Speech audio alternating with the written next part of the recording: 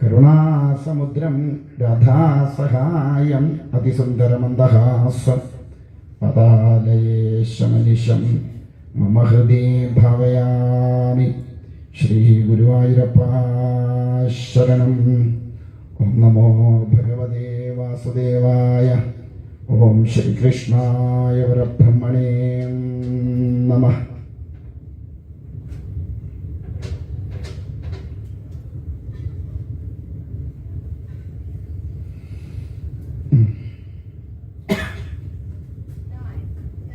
ആറാമത് ശ്രീമദ് ഭാഗവത സപ്താഹ ജ്ഞാനയജ്ഞം. നികണ്ഠപുരം മണികണ്ഠന്റെ സങ്കേതത്തില്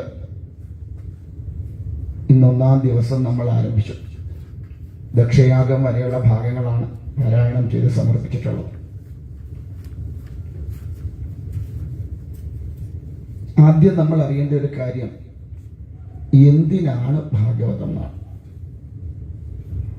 അതോടൊപ്പം ചേർന്ന് അറിയേണ്ട ഒന്നാണ് എന്താണ് ഭാഗവതം. ഇത് രണ്ടും അറിയാതെ നമ്മൾ മുൻപോട്ട് പോയിട്ട് കാര്യമില്ല. ആദ്യം എന്താണ് ഭാഗവതം എന്നറിയുക എന്നുള്ളതാണ്. എന്താ ഭാഗവതം? ഒരു പുസ്തകമാണ് ഇല്ലേ? ആണോ? അത് വെറും ഒരു പുസ്തകമല്ല. നമ്മൾ രാവിലെ ഗ്രന്ഥ നമസ്കാരം ചെയ്യുമ്പോൾ പറയാറുണ്ട്, ശ്രീമദ് ഭാഗവതാഖ്യോയം പ്രത്യക്ഷ കൃഷ്ണ ഏവഹി. ശ്രീമദ് ഭാഗവതം എന്ന് പറയുന്നത് സാക്ഷാൽ ശ്രീകൃഷ്ണ ഭഗവാൻ തന്നെയാണ്. ആ രൂപത്തിൽ കണ്ടുകൊണ്ട് വേണം നമ്മൾ ഭാഗവതത്തെ കൈകാര്യം ചെയ്യാൻ. ഭഗവാനെ എങ്ങനെയാണോ നമ്മൾ കൈകാര്യം ചെയ്യുന്നത് ഇല്ലേ, അതുപോലെ വേണം ഭാഗവതത്തെ കൈകാര്യം ചെയ്യാൻ. അപ്പൊ ഭാഗവതം എടുക്കുമ്പോൾ വെറുതെ ഒരു പുസ്തകം എടുക്കുന്ന പോലെ എടുക്കാൻ പറ്റില്ല. പിന്നെയോ സാക്ഷാൽ ഭഗവാനായി കണ്ടുകൊണ്ട് വേണം ഭാഗവതത്തെ എടുക്കുമ്പോൾ. അതെങ്ങനെയാ ഈ ഭാഗവതം അങ്ങനെ ഇരിക്കുന്ന? ഏത് രൂപത്തിലാ? അക്ഷരരൂപിയായിട്ടാണ്. ഒരിക്കലും നാശമില്ലാത്ത വിധത്തിൽ, ക്ഷരമില്ലാത്ത, ഒരിക്കലും നാശമില്ലാത്ത രൂപത്തിലാണ് ഭഗവാൻ ഇരിക്കുന്നത്. കലികാലത്ത് ഭക്തന്മാർക്ക് എവിടെയാണ് ധർമ്മത്തെ ആശ്രയിക്കാൻ കഴിയുക, എവിടെയാണ് ഭഗവാന്റെ ചൈതന്യം നിലനിൽക്കുക എന്ന് ചോദിക്കുമ്പോൾ ഭഗവാൻ പറയുന്നുണ്ട്, കലികാലത്ത് ഭക്തർക്ക് ആശ്രയിക്കാൻ പറ്റുന്നത് ഭാഗവതത്തെയാണ്. എന്തുകൊണ്ട്? അതിലാണ് ധർമ്മം നിലനിൽക്കുക, അതിലാണ് എൻ്റെ ചൈതന്യം. ഭഗവാൻ സ്വധാമത്തിലേക്ക് പോകുന്നതിന് മുമ്പ് ആ ഭാഗവതത്തിലേക്ക് ചൈതന്യത്തെ ആവശ്യിച്ചു. അതുകൊണ്ടാണ് അതിനെ സാക്ഷാൽ പരമാത്മ സ്വരൂപനായിരിക്കുന്ന ശ്രീകൃഷ്ണ പരമാത്മാവായിട്ട് തന്നെ കാണാനുള്ള കാര്യം അതുകൊണ്ടാണ്. അപ്പൊ അങ്ങനെയുള്ള ആ ഭഗവാനെ നമ്മൾ എന്തിനാണ് ആശ്രയിക്കണം? അല്ലെങ്കിൽ എന്തിനാണ് ഭാഗവതം? ഭാഗവതത്തിന്റെ ലക്ഷ്യം ഒരു മനുഷ്യജന്മം കിട്ടിയാൽ അതിനെ മോക്ഷത്തിലേക്ക് എത്തിക്കുക എന്നതാണ്. മോക്ഷപ്രാപ്തി ആഗ്രഹിക്കുന്ന ഒരുവൻ ആശ്രയിക്കേണ്ടതാണ് എന്തിനെ? ഭാഗവതത്തെ അല്ലെങ്കിൽ ഭഗവാനെ. അപ്പൊ എന്താ ഈ മോക്ഷം? മോക്ഷം എന്ന് പറഞ്ഞാൽ എപ്പോ കിട്ടുന്നതാ? എപ്പോഴാണ് മോക്ഷം നമ്മൾ കൊടുക്കാറ് പതിവ്? നമ്മൾ മോക്ഷം കൊടുത്തു എന്ന് പറയുന്നത് എപ്പോഴാണ്? മരിച്ചു കഴിഞ്ഞ് അല്ലേ, ഒരാണ്ടാവുമ്പോ ഇല്ലേ, വിഗ്രഹത്തിലേക്കൊക്കെ ആവാഹിച്ചു വെച്ച് അതെടുത്ത് ഏതെങ്കിലും അമ്പലത്തിന്റെ കാണിക്ക വഞ്ചിയെ കൊണ്ട് ഇട്ടേച്ച് മുങ്ങി കുളിച്ചു കഴിയുമ്പോ എന്തോ കിട്ടി? ഒന്നും കിട്ടില്ല. മോക്ഷം കിട്ടേണ്ടത് എപ്പോഴാണ്? ജീവിച്ചിരിക്കുമ്പോൾ തന്നെ. മോഹത്തിനുള്ള ക്ഷയമാണ് മോക്ഷം. എന്ന് വെച്ചാൽ എപ്പോഴാണോ നമുക്ക് ഈ പ്രാപഞ്ചികമായിരിക്കുന്ന വിഷയങ്ങളിൽ യാതൊരു വിധമായ മോഹവും ഇല്ലാതെ ഇരിക്കുന്നത്, അല്ലെങ്കിൽ ഒന്നിനോടും യാതൊരു വിധമായ മമത്വവും ഒരു അറ്റാച്ച്മെന്റും ഇല്ലാതെ ഇരിക്കുന്നത് എപ്പോഴാണോ, അപ്പൊ എന്തായി? മോക്ഷം. മരിച്ചു കഴിഞ്ഞ് നേടിക്കൊടുക്കാൻ പറ്റുന്ന ഒന്നല്ല മോക്ഷം. ജീവിച്ചിരിക്കെ സ്വയമേവ നേടിയെടുക്കേണ്ടതാണ് മോക്ഷം. പിടികിട്ടിയോ? ആ തപസ്വി സ്വാമി പിന്നെ ഈ വിഗ്രഹമൊക്കെ ഇങ്ങനെ ഇതിലൊക്കെ ആൾ രൂപത്തിലൊക്കെ ആവാകെ ചമ്പലത്തിൽ കൊടുക്കുമ്പോൾ മോക്ഷം കിട്ടുമെന്ന് പറയുന്നു. അത് നമ്മുടെ മനസ്സിന്റെ ഒരു സങ്കല്പമാണ്. അവനവൻ ചെയ്ത കർമ്മത്തിന്റെ ഫലമനുസരിച്ച് അവനവൻ മരണപ്പെട്ട് കഴിയുമ്പോൾ അവനവന് പുനർജന്മം ഉണ്ടായെങ്കിൽ ആ പുനർജന്മത്തിലേക്ക് ആ ജീവൻ പോകുന്നതോടൊപ്പം അതിനെ നമ്മൾ ആ പുനർജന്മത്തിലേക്ക് പോകേണ്ടതാണെങ്കിൽ അതിനെ ആ പുനർജന്മത്തിലേക്ക് എത്തിക്കാനുള്ള ഉപാധികളാണ് ഇത്തരത്തിലുള്ള കാര്യങ്ങളെല്ലാം. അപ്പൊ ചോദിക്കും, അവരുടെ കർമ്മഫലം നമുക്ക് മാറ്റാൻ പറ്റുമോ? ഇല്ല. പക്ഷെ നമ്മൾ എന്തിനാ ചെയ്യണത്? അത് നമ്മുടെ ശരീരവുമായി ചേർന്ന് നിൽക്കുന്ന ജന്മമായതുകൊണ്ട്, അല്ലെങ്കിൽ ആ ശരീരത്തിന്റെ ഒരംശത്തെ നമ്മൾ സ്വീകരിച്ചിരിക്കുന്നതുകൊണ്ട്, ആ നമ്മുടെ ശരീരത്തിൽ നിൽക്കുന്ന അതിൽ നിന്ന് ചേർന്നിരിക്കുന്ന ആ പരമാണുവിനെ അല്ലെങ്കിൽ ആ ഇരിക്കുന്ന ചൈതന്യത്തെ ഊർജ്ജസ്വലമാക്കിക്കൊണ്ട് നമുക്ക് നമ്മുടെ ചൈതന്യത്തെ വർദ്ധിപ്പിക്കുന്നതിന് വേണ്ടിയിട്ടാണ് ബലികർമാദികളായാലും ഇത്തരത്തിലുള്ള കർമ്മങ്ങൾ അനുഷ്ഠിക്കുന്നതായാലും. ചത്തുപോയവർക്ക് വേണ്ടിയിട്ടുള്ളതല്ല ബലി. ബലി എന്ന് പറഞ്ഞാൽ ദാനം എന്നർത്ഥം. ശ്രദ്ധയോടുകൂടി നൽകുന്ന ബലിയാണ് ശ്രദ്ധ. അപ്പോ ആ ഇരിക്കുന്ന കർമ്മത്തെ ചെയ്യേണ്ടത് നമുക്ക് വേണ്ടിയിട്ടാണ്, ജീവിച്ചിരിക്കുന്ന നമുക്ക് വേണ്ടിയിട്ടാണ് ഈ കർമ്മങ്ങളെല്ലാം ചെയ്യുന്നത്. ആ നമ്മുടെ ശരീരത്ത് നമ്മുടെ പിതാവിന്റെ അല്ലെങ്കിൽ മാതാവിന്റെ അല്ലെങ്കിൽ മുത്തശ്ശന്റെ മുത്തശ്ശിയുടെ മുതുമുത്തശ്ശന്റെ മുതുമുത്തശ്ശിയുടെ ഇങ്ങനെയായിരിക്കുന്ന ഒരു അംശത്തെ നമ്മുടെ ശരീരത്തുള്ളത് കൊണ്ട് ആ നമ്മുടെ ശരീരത്തെ പുഷ്ടിപ്പെടുത്തി കഴിയുമ്പോൾ, അല്ലെങ്കിൽ നമ്മളിൽ അടങ്ങിയിരിക്കുന്ന ആ ചൈതന്യത്തെ വർദ്ധിപ്പിച്ചു കഴിയുമ്പോൾ എന്ത് ചെയ്യും? ആ വിട്ടുപോയിരിക്കുന്ന ജീവന്റെ ഗതിക്ക് മാറ്റമുണ്ട്. അതുകൊണ്ടാണ് പുത്ര പൗത്രാദികൾ തർപ്പണം ചെയ്യുമ്പം പിതൃക്കൾക്ക് മുക്തി ഉണ്ടാവും എന്ന് പറയാൻ കാര്യം. മനസ്സിലാവുന്നുണ്ടോ പറയണേ? അപ്പൊ അതുകൊണ്ട് ബലികർമാദികൾ എന്നത് നമുക്ക് വേണ്ടിയിട്ടാണ്, മരിച്ചവർക്ക് വേണ്ടിയിട്ടല്ല എന്നാദ്യം മനസ്സിലാക്കിക്കൊണ്ടാവണം നമ്മൾ എന്ത് ചെയ്യണത്? ബലികർമാദികൾ ചെയ്യണം. അങ്ങനെ ചെയ്ത് കഴിയുമ്പോഴാണ് നമ്മൾ പറയും മോക്ഷം കിട്ടി. എപ്പോ മോക്ഷം കിട്ടി? ഇവർ പോകുന്നതിന് മുമ്പേ മോക്ഷം നേടിയെടുത്തിട്ടുണ്ടെങ്കിൽ അതാവും. അല്ലെങ്കിൽ നമ്മുടെ ശരീരത്ത് നിൽക്കുന്ന ആ ചൈതന്യത്തിന് ഒരു മുക്തി പദത്തിലേക്ക് പോകാനുള്ള അവസ്ഥയെ എത്തിക്കലാണ് ചെയ്യുന്നത്. മനസ്സിലായി വിചാരിക്കുന്നു? പിടികിട്ടുന്നുണ്ടോ? അപ്പൊ മോക്ഷം എന്ന് പറയുന്ന അവസ്ഥ ജീവിച്ചിരിക്കുമ്പോൾ നേടേണ്ടതാണ്. അത് ഈ പ്രപഞ്ചത്തിൽ ഒന്നിനോടും, ബന്ധുക്കളോടോ സ്വന്തക്കാരോടോ മക്കളോടോ മരുമക്കളോടോ കൊച്ചുമക്കളോടോ ഒന്നും യാതൊരു വിധമായ അറ്റാച്ച്മെന്റും ഇല്ലാതിരിക്കുകയും ഈ പ്രാപഞ്ചികമായിരിക്കുന്ന വസ്തുക്കളോട് യാതൊരുവിധ മോഹവും ഇല്ലാതെ എത്തുന്ന അവസ്ഥയാണ് മോക്ഷം. അങ്ങനെ ആ അവസ്ഥയിൽ എത്തിയിട്ട് മരണപ്പെട്ടെങ്കിൽ ആളിന് എന്ത് കിട്ടി? മോക്ഷം. അപ്പൊ നമ്മുടെയൊക്കെ ജന്മം എന്തിനു വേണ്ടി, ഈ മനുഷ്യനായിട്ട് ഈ ഒരു ജന്മം കിട്ടിയത് എന്തിനെന്ന് ചോദിച്ചാൽ അത് മുക്തി പദത്തിലേക്ക് അണയുന്നതിന് വേണ്ടിയിട്ട് കിട്ടിയ ജന്മമാണ്. പക്ഷേ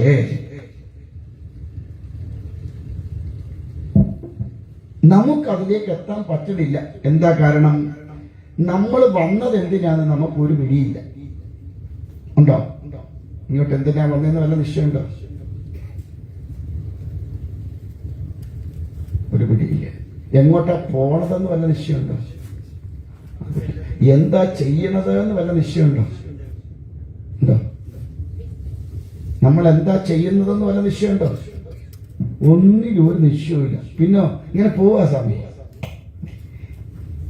എങ്ങാണ്ടൂന്ന് വന്നു, ഏതാണ്ടൊക്കെ ചെയ്ത് എങ്ങാണ്ടോട്ടോ അങ്ങ് പോവാ. നമ്മൾ വന്ന ഇടം നമുക്കറിയില്ല, എങ്ങോട്ട് പോണമെന്നറിയില്ല, ഇനി അവിടേക്ക് ചെന്ന് ചേരാൻ എന്ത് ചെയ്യണമെന്നും നമുക്ക് നിശ്ചയിക്കാം.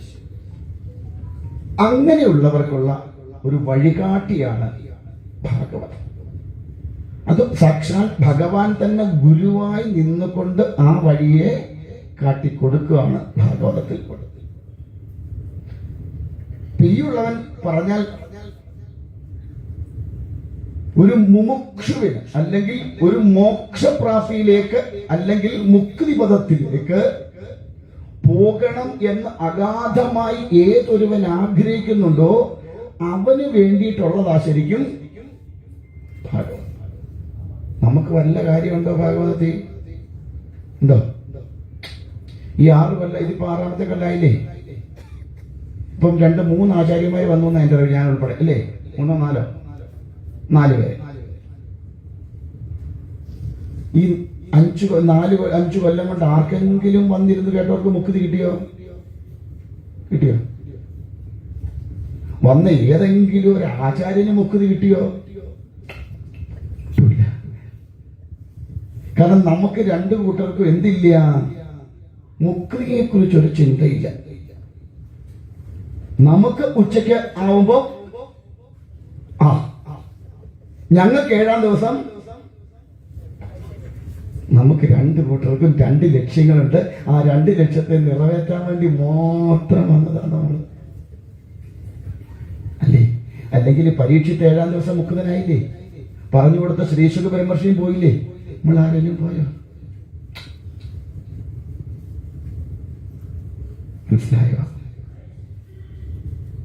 അപ്പോ ഈ കിട്ടിയിരിക്കുന്ന മനുഷ്യജന്മം അത് വെറുതെ വികലമാക്കി കളയാതെ ഭക്ഷണം, വിശ്രമം, സൃഷ്ടി എന്നതിനപ്പുറം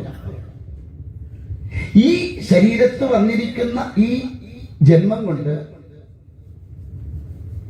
മറ്റുള്ള മൃഗങ്ങളിൽ നിന്ന് വ്യത്യസ്തമായിട്ട് ചിന്തിക്കാനുള്ള ഒരു ചിന്താശേഷി കൂടുതലായി തന്നിരിക്കുന്ന മനുഷ്യജന്മങ്ങള് ഇനി ഇവിടെ വരാതെ ഇരിക്കാനുള്ള ഉപാധി എന്തുണ്ട് എന്ന് തിരിച്ചറിഞ്ഞുകൊണ്ട് ആ ഉപാധിയെ സ്വീകരിച്ചുകൊണ്ട് രക്ഷപ്പെടാൻ വേണ്ടി തന്നിരിക്കുന്നതാണ് ഈ മനുഷ്യജന്മം.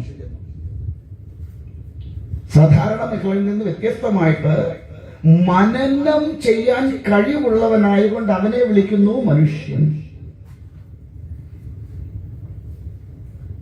പക്ഷെ നമ്മൾ എന്തെങ്കിലും മനനം ചെയ്യാറുണ്ടോ? നമ്മൾ ആകെപ്പാടെ മനനം ചെയ്യുന്നത് നാക്കുകൊണ്ടാണ്, അല്ലേ? ഉപ്പ് പോരായിരുന്നു, ആകെപ്പാടെ ഒരു മനനാണ്.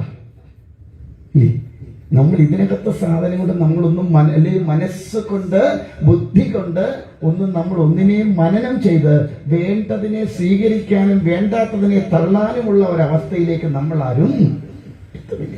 അതുകൊണ്ട് നമ്മൾ ആരും രക്ഷപ്പെടുന്നില്ല ജീവിതത്തിൽ. അല്ലെങ്കിൽ മനുഷ്യജന്മം കിട്ടിയിട്ടും നമുക്കാർക്കും മുക്തി പദം അണയാൻ സാധിക്കില്ല. എന്തുകൊണ്ട്? ഈ ഇന്ദ്രിയങ്ങളെല്ലാം പുറത്തേക്ക് തള്ളി നിൽക്കുകയായതുകൊണ്ട് പ്രാപഞ്ചികമായിരിക്കുന്ന വിഷയങ്ങളെ കൂടുതൽ സത്യമാണ് എന്ന് നിലച്ചുകൊണ്ട് അതിലേക്ക് മുങ്ങിപ്പോയിക്കൊണ്ട് നമ്മൾ ഇതിലെല്ലാം ഓരോ തരത്തിൽ അല്ലെങ്കിൽ മറ്റൊരു തരത്തിൽ അറ്റാച്ച്മെന്റ് ഉണ്ടാക്കി വെക്കും.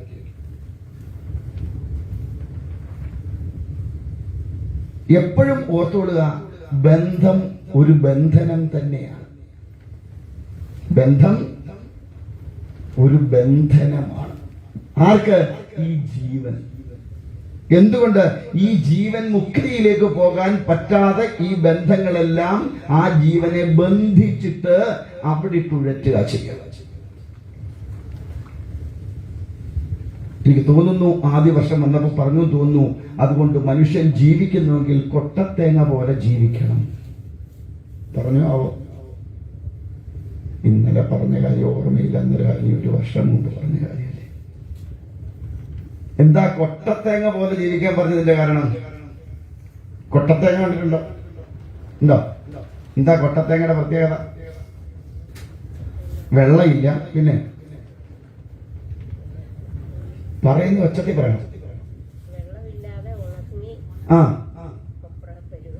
കൊപ്ര പരു പറഞ്ഞാൽ എന്തോ അതിന്റെ പ്രത്യേകത? ജലാംശം എല്ലാം വലി. പിന്നെ ജീവനില്ലാത്ത അവസ്ഥ എന്നല്ല,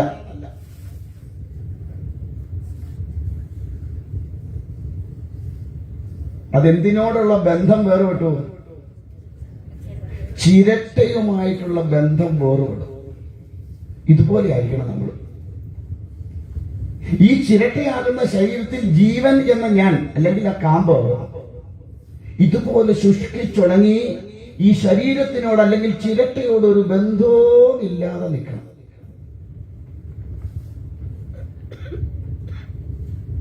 കാരണം ഈ ചിരട്ട എപ്പോ പൊട്ടിച്ചാലും കാമ്പ് ഒരു കുഴപ്പമില്ലാതെ ചെയ്യും, പുറത്തു പോലും. നമ്മളിപ്പോ എന്നാ തേങ്ങ പോലെ, പച്ചത്തേങ്ങ പോലെ കുത്തി ഇറക്കിയാലും നമ്മൾ പോകില്ല. ഞാൻ പറയാറുണ്ട്, നമ്മുടെയൊക്കെ ബന്ധം എന്തുപോലെ അറിയാമോ? ചക്കയിലൊക്കെ പറ്റിയ ഈച്ച പോലെ. ചെന്ന് ഇരുന്ന് പോയി ഇപ്പൊ അവിടെ എഴുന്നേക്കാൻ വയ്യാത്ത അവസ്ഥ. മുത്തശ്ശന്മാരോടും മുത്തശ്ശിമാരോടും ചോദിക്കണം ഇപ്പോഴെന്താ ഡ്യൂട്ടി അവർക്ക് കൂടുതലും?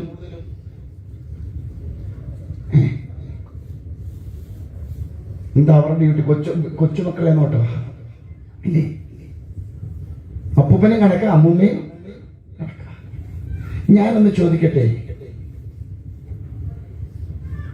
ഇതിനെയൊക്കെ പോറ്റേണ്ട ഉത്തരവാദിത്വം നമുക്ക് എന്താ ഉള്ളേ? ഉണ്ടോ? സ്വാമി അതുങ്ങളെ നോക്കിയില്ലേ, കഞ്ഞുകൂടി മുട്ടു ഇയാൾക്ക് ഇങ്ങനെ പറഞ്ഞേച്ചൊക്കെ പാവം ഇല്ലേ? അതല്ലേ സത്യം? ആണോ അല്ലയോ? ഒന്ന് ചിന്തിച്ചു നോക്കൂ. ഇപ്പം നമ്മൾ ഇത്രയും കാലം ഈ ഭൂമിയിൽ ജീവിച്ചു എന്ന് അവകാശപ്പെടുന്നവരാ അല്ലേ? വെറും അവകാശവാദമാണ്. നമ്മൾ ഇത്രയും കാലം ഇവിടെ ശരിക്കും ജീവിക്കുകയായിരുന്നു നമ്മള്.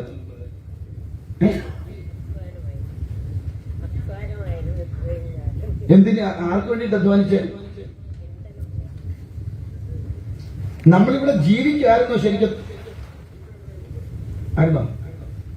പോട്ടെ, നമ്മൾ ജീവിക്കുകയാണോ ഓരോ ദിവസവും, അതോ മരിക്കുകയാണോ?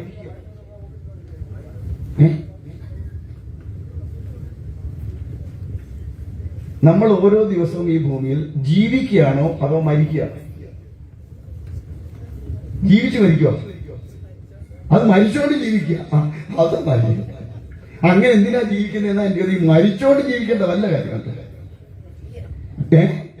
ജീവിക്കുന്നെങ്കിൽ ആ ജീവിതം ആസ്വാദ്യകരമാക്കണ്ടേ? വേണോ വേണ്ടയോ? നമ്മൾ ഓരോ ദിവസവും ജീവിക്കല്ല ചെയ്യണത്, മരിക്കുക. ഓരോ ദിവസവും കഴിയുമ്പം ഈ ശരീരത്തിലുള്ള ഓരോ കോശങ്ങളും നശിച്ചു പോയിക്കൊണ്ടിരിക്കുക. അവസാനം ഇതെല്ലാം കഴിഞ്ഞ് ജീവൻ വിട്ടുപോയി കഴിയുമ്പം ഇത് വെറും ജഡമായിട്ട് മാറും. അത് 24 മണിക്കൂർ കഴിയുമ്പോൾ ചീഞ്ഞ് നാറാനും തുടങ്ങും ഇല്ലേ? 24 മണിക്കൂറിൽ കൂടുതൽ ഇന്നത്തെ ആർട്ടിഫിഷ്യൽ ഇതൊന്നും ഇല്ലാതെ ഈ ശരീരം എന്ത് ചെയ്യാൻ പറ്റില്ല, പുറത്ത് വെക്കാൻ പറ്റില്ല. പറ്റുമോ? ഇല്ല.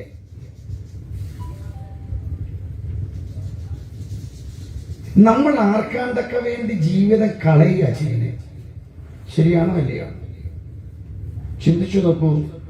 കുട്ടിക്കാലത്ത് ആരുടെ ഇഷ്ടത്തിനനുസരിച്ച് ജീവിച്ചു? മാതാപിതാക്കന്മാരുടെ ഇഷ്ടത്തിനനുസരിച്ച് ജീവിച്ചു, ആണല്ലോ. യൗവനകാലമെത്തി വിവാഹം കഴിഞ്ഞപ്പം ആരുടെ ഇഷ്ടത്തിനനുസരിച്ച് ജീവിച്ചു? ഒന്നീ ഭർത്താവിന്റെ അല്ലെങ്കിൽ ഭാര്യയുടെ ഇഷ്ടത്തിനനുസരിച്ച്. ചില ചേട്ടന്മാർ പറയും ഞാനെന്നല്ല എന്റെ ഇഷ്ടത്തിനനുസരിച്ച്. ഒരിക്കലും അല്ല. ചിലപ്പോ ഭാര്യ പറയുന്നത് അനുസരിക്കുന്നില്ലായിരിക്കും, പക്ഷേ എന്നാലും ആ കുടുംബത്തിന് വേണ്ടിയാ ജീവിച്ചത് അല്ലേ? ആണല്ലോ. ഇനി വാർദ്ധക്യമായി കഴിയുമ്പോഴോ, വിവാഹം എല്ലാം കഴിഞ്ഞിട്ട് വാർദ്ധക്യമായി കഴിയുമ്പോഴോ ആ കൊച്ചുമക്കളെ നോക്കാൻ വേണ്ടി ജീവിക്കുക അല്ലെ? കൊച്ചുമക്കൾക്ക് വേണ്ടിയിട്ടാ പിന്നുള്ള ജീവിതം. അത് കഴിയുമ്പോഴോ സ്വാഹ അല്ലേ? ഞാൻ എന്ന് ചോദിക്കട്ടെ, ഈ കാലയളവിനുള്ളിൽ നമ്മൾ നമുക്ക് വേണ്ടി ജീവിച്ചിട്ടുണ്ടോ? ഉണ്ടോ?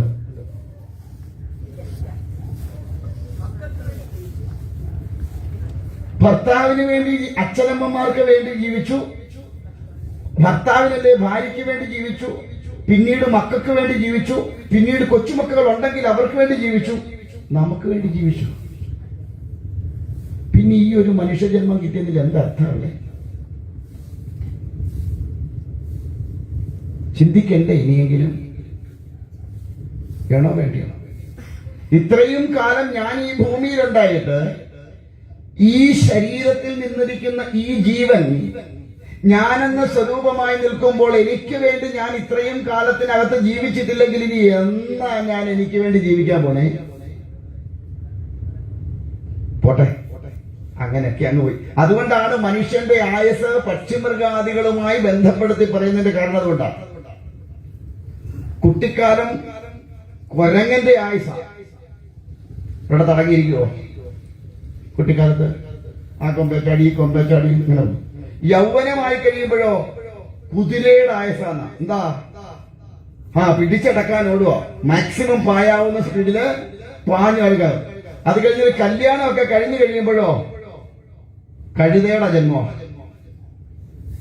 അല്ലേ? ചുമടയുടെ കല്യാണമായി അല്ലേ? കുടുംബം പോലെ. അത് കഴിയുമ്പോഴോ നായയുടെ ജന്മമാണ്. എന്താ കാരണം? റിട്ടയർമെന്റ് ഒക്കെ ആയി കഴിഞ്ഞാൽ പിന്നെന്താ പണി? വീടിന് കാവല ഇല്ലേ? മക്കളും കൊച്ചുമക്കളും വല്ലതും പോകുമ്പോൾ അവിടെ വട്ടം കിറങ്ങിയിരുന്ന് ആരും വീട്ടിൽ കള്ളന്മാര് കയറാതിരിക്കാൻ ഒരു കാവൽ, ഒരു കസാരയിട്ട് ഫ്രണ്ട് ഇരുന്നോണം. ആണല്ലോ? നമ്മളെ എല്ലാം കൊണ്ടുപോവോ? എന്താ കാരണം? പ്രായമൊക്കെ ആയില്ല, ഇനിയെങ്കിലും അടങ്ങി ഒതുങ്ങി എവിടെങ്കിലും ഇരുന്ന് കൂടെ എന്തോ ഇനി ഞങ്ങളുടെ കൂടെ വരുവാ ശല്യം അല്ലേ? അതും കൂടെ കഴിയുമ്പോ ഒരു സ്റ്റെപ്പ് കൂടെ ഉണ്ട്, മൂങ്ങായുടെ സ്റ്റെപ്പ്.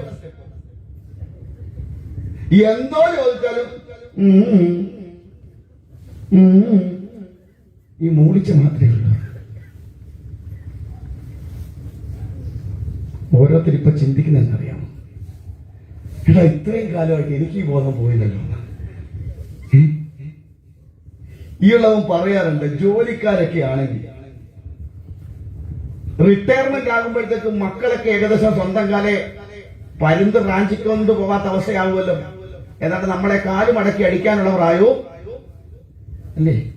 കാലുമടക്കി അടിക്കാൻ തുടങ്ങുമ്പോ ആദ്യം ആരെയായിരിക്കും അടിക്കുക? അമ്മയ്ക്കിട്ടാ കിട്ടുന്നേ ഇല്ലേ? അതിനെ ചവിട്ടിക്കൂട്ടി ആദ്യം ഇരുത്തും ഒരു മൂലയ്ക്ക്. എന്നിട്ട് പറയുന്നത്, നിങ്ങളെ കെട്ടിയവരോട് പറഞ്ഞേക്കണം മര്യാദയ്ക്ക് അവിടെ കാണുന്നു. എന്റെ എല്ലാ മക്കളും അങ്ങനെയാണ് എന്നല്ല ഞാൻ പറഞ്ഞു വരുന്നതിനർത്ഥം. ഇനി ഞങ്ങളെ മക്കളെല്ലാം അങ്ങനെയാണോ? എല്ലാവരും അങ്ങനെയല്ല. പക്ഷെ ഇന്നത്തെ കാലാവസ്ഥ ഒരു 95% അത് തന്നെയാണ് ഗതി.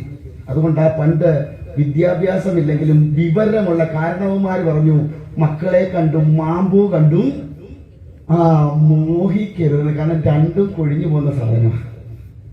പെൺകൊച്ചുകളാണെ കെട്ടിച്ചു വേണ്ട, ആൺകൊച്ചുകളായ കല്യാണം കഴിയുമ്പോൾ അവരവിടെ പെൺമാരുടെ അവരുടെ പാട്ടിന് പോകും. അതുകൊണ്ട് ഇത് രണ്ടിനെയും കണ്ടുപോയി. നീ നിന്റെ കാലേ കൊമ്പേ നിന്നാലേ നിനക്ക് ജീവിക്കാൻ പറ്റൂ. അതുകൊണ്ട് ഞാൻ പറയും, റിട്ടയർമെന്റ് ആകുമ്പോ രണ്ടുപേരും ഉണ്ടെങ്കിൽ ഏതാണ്ടൊക്കെ 10-65 വയസ്സൊക്കെ ആവുമല്ലോ ഇല്ലേ? 58-60 റിട്ടയർമെന്റ്. ചില ചില്ലറ കൈ കിട്ടൂലേ? രണ്ടും കൂടി പോകാൻ പോവുകയാണ്.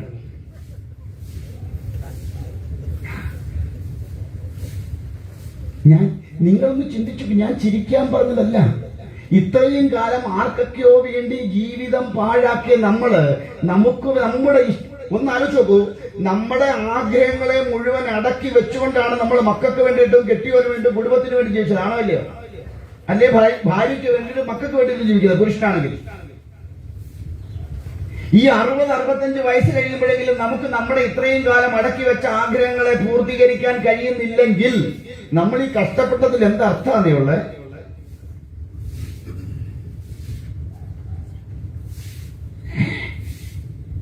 എന്താ പറഞ്ഞേ? ഏതാ തന്നെയൊന്ന് പറഞ്ഞു. പിന്നെ ഒരു കാര്യം, കൈയിരിക്കുന്ന കാശ് തീർത്തേച്ച് തിരിച്ചിങ്ങോട്ട് വരരുത്. അതുകൊണ്ട് ഓർത്തണം. കാരണം ഉള്ളത് തീർത്തേച്ച് ബാക്കി കൂടെ മേടിക്കും. അതുകൊണ്ട് നേരെ എങ്ങോട്ട് വിട്ടണം? വിശ്വനാഥന്റെ വണ്ടിയിലോട്ട് വിട്ടണം, തൃക്കൊടിത്താനത്തോട്ടല്ല. ഇനി വിശ്വനാഥ കാശിക്ക് വിട്ടണം. അവസാനത്തെ പുക കാണുന്നത് എവിടെ ആയിരിക്കണം?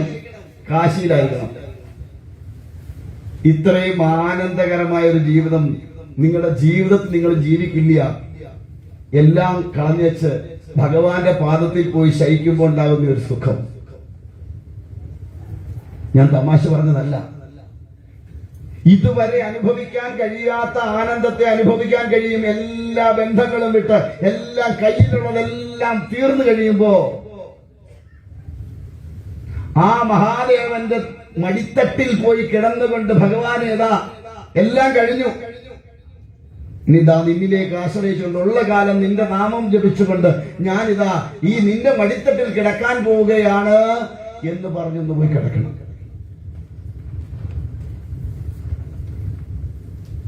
അതിൽ പരം ഒരു ആനന്ദം ജീവിതത്തില് അനുഭവിക്കാൻ വേറെ ഉണ്ടാവില്ല.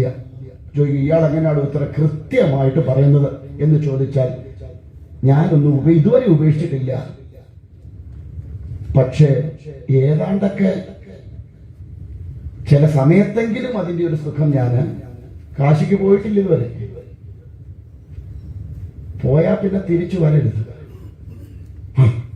വടക്കോട്ട് പോയാൽ ആ പോക്ക് എങ്ങോട്ട് പൊക്കണം? വടക്കോട്ട് പൊക്കണം. പിന്നെ തെക്കോട്ട് വരരുത്. തെക്കോട്ട് വന്നാൽ വീണ്ടും കറക്കി ഇവിടെ വരും.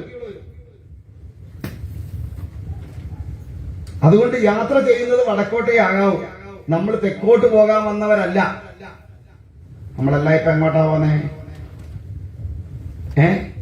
തെക്കോട്ടാ പോന്നേ അല്ലേ? നമ്മളെല്ലാം പോണത് തെക്കോട്ടാ. നമ്മൾ തെക്കോട്ട് പോകാൻ വന്നവരല്ല, നമ്മൾ വടക്കോട്ട് പോകാൻ വന്നവരാ.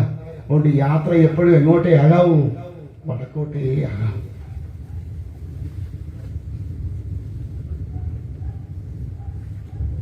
കയ്യിലൊന്നുമില്ലാത്തവന്റെ ഒരു സുഖമുണ്ട്. അതൊക്കെ കുറെ അനുഭവിച്ചവനാ ഞാൻ. അതുകൊണ്ടാണ് ഇത്ര കൃത്യമായിട്ട് പറയുന്നേ. കയ്യിലൊന്നും ഇല്ലാതെ വരുമ്പോൾ ഒരു സുഖമുണ്ട്. കിടന്നുറങ്ങാൻ. എന്താണ്? ഏത് പെരുവഴിയിലും കിടന്നുറങ്ങാം. വല്ല ഉള്ളവന് വഴി കിടന്നുറങ്ങാൻ പറ്റുമോ? ആ ഒന്നുമില്ലാതെ കിടന്നുറങ്ങുമ്പോൾ ഉള്ള ഒരു ഉറക്കമുണ്ട്. കൊതു കുത്തിയാലും അറിയില്ല, പാറ്റ കടിച്ചാലും അറിയില്ല, എലി കടിച്ചോണ്ട് പോയാലും അറിയില്ല, ഒന്നും അറിയത്തില്ല. സുഖ ഉറക്ക. പക്ഷെ വല്ല കയ്യിലുണ്ടെങ്കിൽ AC ഇട്ടോട് കിടന്നാലും ആ ഉറക്കത്തിന് എന്ത് കിട്ടില്ല? ഒരു സുഖം കിട്ടില്ല. അല്ലെ നിങ്ങൾ ചിന്തിച്ചു നോക്കൂ. നിങ്ങൾക്ക് വീട്ടിൽ കിടന്ന ഉറക്കം വരുമോ? ചിലടത്ത് വേദിയില് കാരണം ഉച്ച കഴിഞ്ഞ് ചില ആൾക്കാര് ഇരിക്കും വേദിയിൽ ഊണൊക്കെ കഴിഞ്ഞ ശേഷം. എന്റെയൊക്കെ ഈ ഒച്ചകെട്ടിൽ എത്ര സുഖമായിട്ട് ഉറങ്ങുന്നതെന്ന് അറിയാമോ? വീട്ടിൽ കിടന്നൊരു മുട്ടസൂചി അനങ്ങിയ ഉടനെ ചാടി എഴുന്നേക്കുന്ന പാർട്ടീസാണ്. ഇതിപ്പോ 2-4 ബോക്സല്ലേ ഉള്ളൂ. ചിലടത്ത് ഇതൊന്നും അല്ല ഗതി. ഈ ഒരു സൈഡിൽ തന്നെ കാണും വെക്കണം. അങ്ങനെ 2-3 സ്ഥലത്ത് കാണും. അതിനകത്തൂടൊക്കെ എന്റെ ഒച്ച കേട്ടാലുള്ള അവസ്ഥ ഒന്ന് ആലോചിച്ച് നോക്കി. ആ ഒച്ച കേട്ടിട്ടിരുന്ന് ഉറങ്ങണമെങ്കിൽ എത്ര സമാധാന അല്ലേ? ഞാൻ പറയാറുണ്ട്, ഉറക്കം കിട്ടാത്ത ഒരാളും സ്ലീപ്പിംഗ് ടാബ്ലറ്റ്സ് ഒന്നും കഴിക്കരുത്. എവിടെ വന്നിരിക്കുക? യജ്ഞശാലയിൽ വന്നിരിക്കുക. സുഖമായിട്ട് ഉറങ്ങും. താഴെ വീഴാതെ നോക്കിക്കോണം. കസാരയും ഓടിച്ചു കളയരുത്. താഴെ വീഴാൻ നോക്കിക്കോണം. സേനാണ്. ഞാൻ തമാശ പറഞ്ഞല്ല. ഭഗവാനോട് ചേർന്നിരിക്കുമ്പോൾ ഉണ്ട് ഒരു സുഖമുണ്ട്. അല്ലെ ഭഗവാന്റെ നാമങ്ങളെ കേട്ടുകൊണ്ടിരിക്കുമ്പോൾ ഒരു സുഖമുണ്ട്. അല്ലെ ഭഗവാന്റെ നാമങ്ങളെ പാടുമ്പോൾ കിട്ടുന്ന ഒരു സുഖമുണ്ട്. ഈ സുഖം വേറൊന്നിൽ നിന്നും കിട്ടില്ല. ഈ കഴിഞ്ഞിടയ്ക്ക് ഞാൻ ഒരാളെ ഇതുപോലെ രജ്ഞത്തിന് വിളിച്ചു. പുള്ളി ഒരുപാട് ഗാനമേള ട്രൂപ്പിലൂടെ പോകുന്ന ആളാണ്. ഇഷ്ടംപോലെ കാശ് ഉണ്ടാക്കുന്നുണ്ട് ഗാനമേള ട്രൂപ്പിൽ കൂടി. കഴിഞ്ഞ ദിവസം ഞാൻ വിളിച്ചിട്ട് ഡേറ്റ് ഉണ്ടോ എന്ന് ചോദിച്ചാൽ പറഞ്ഞു നോക്കട്ടെ സമയം നോക്കിയിട്ട് പറയാന്നൊക്കെ പറഞ്ഞു. നോക്കിയിട്ടൊക്കെ പറഞ്ഞു. അപ്പൊ പുള്ളി പറയുന്ന ഒരു വാക്കുണ്ട്, സമയം ഗാനമേളയോടെ പോയാൽ കാശ് കിട്ടും. പക്ഷേ യജ്ഞത്തിന് പോയിരുന്ന് വായിക്കുമ്പോൾ കിട്ടുന്ന ഒരു സുഖം, അതെത്ര ലക്ഷം കയ്യിൽ കിട്ടിയാലും ആ ഒരു സുഖം കിട്ടത്തില്ല.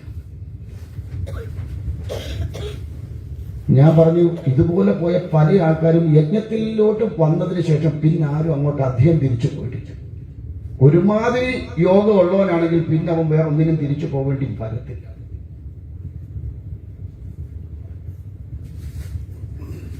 നിങ്ങൾ ഈ വന്നെങ്കിൽ ഈ 6 മണിക്കൂർ 1 മണിക്കൂറൊക്കെ കേൾക്കുന്നതിന്റെ ഒരു സുഖം നിങ്ങൾക്കറിയുള്ളൂ. ഞാനൊക്കെ പറയാനിരിക്കുമ്പോൾ കിട്ടുന്ന ഒരു ആനന്ദം ഉണ്ടല്ലോ. ചിലപ്പോ പാച്ചു പോലും നോക്കാറില്ല. 2 മണിക്കൊക്കെ ഇവിടെ എഴുന്നേറ്റ സമയങ്ങളുണ്ട്. ഈ 11:30 ഇരുന്നാൽ 2 മണി കഴിയാതെ എഴുന്നേറ്റുന്ന ഒരു സ്വഭാവം ഇല്ലായിരുന്നു എനിക്ക്. അതുപോലത്തെ വേദി കിട്ടിയാൽ സമയം പോലും അറിയത്തില്ല നമ്മൾ. കാരണം ഭഗവാന്റെ നാമങ്ങളെ പറയുമ്പോഴും അത് കേൾക്കുന്നവരുടെ മുഖത്തുണ്ടാകുന്ന ഒരു എന്താ പറയാ ഒരു തൃപ്തി, ഒരു ആത്മസംതൃപ്തി എന്നൊക്കെ പറയാൻ പറ്റുമോ എനിക്കറിയില്ല. ആ ഒരു തരത്തിൽ അവരുടെ മുഖത്തുണ്ടാകുന്ന ഒരു എക്സ്പ്രഷൻ ഉണ്ട്. അതിനായി ഒന്നാമത് അടുത്തിരിക്കണം എന്ന് പറയുന്നത്. കാരണം നിങ്ങളുടെ മുഖത്ത് നോക്കുമ്പോൾ അറിയാം നിങ്ങൾ എത്രമാത്രം അതിനെ ഉൾക്കൊള്ളുന്നുണ്ട്, അല്ലെങ്കിൽ എത്രമാത്രം നിങ്ങൾ അതിൽ നിന്ന് ശ്രദ്ധ മാറുന്നുണ്ടോ എന്ന് അറിയാൻ പറ്റും. ഒന്നാമത് അതിനായി അടുത്തിരിക്കണം എന്ന് പറയുന്നത്. പിന്നെ എന്നെ കണ്ടുകൊണ്ടിരുന്ന പ്രത്യേകിച്ച് വേറൊന്നും ഓർക്കത്തില്ല. അതാ വേറൊരു കാര്യം. അങ്ങനെയുണ്ട്. അപ്പോൾ ജീവിതത്തില് നമ്മൾ ഇനിയെങ്കിലും ഉള്ള കാലം ആനന്ദത്തെ അനുഭവിക്കണമെങ്കിൽ അത് ഈശ്വരീയമായ ചിന്തകൾ കൊണ്ടോ ഈശ്വരീയമായ ചൈതന്യത്തെ ആശ്രയിച്ചു കൊണ്ടോ അല്ലാതെ സാധ്യമാവില്ല. നിങ്ങൾക്ക് ഈ പ്രപഞ്ചം മുഴുവൻ നിങ്ങൾ അടക്കി വാണാലും നിങ്ങൾക്ക് കിട്ടാത്ത സുഖമാണ് ഈശ്വരീയമായ അംശങ്ങളിലേക്ക് ചേരുമ്പോൾ ഉണ്ടാകുന്ന സുഖം.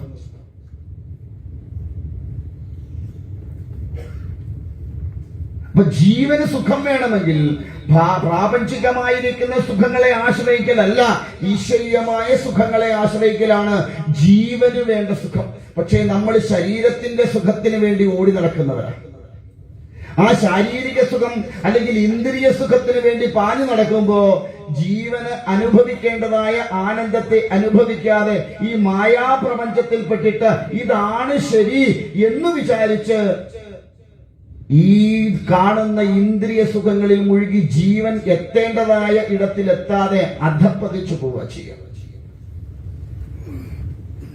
ആ ജീവനെ ഉദ്ധരിക്കലാണ് പ്രധാനമായിട്ടും മനുഷ്യജന്മം കൊണ്ട് ഉദ്ദേശിക്കുന്നത്.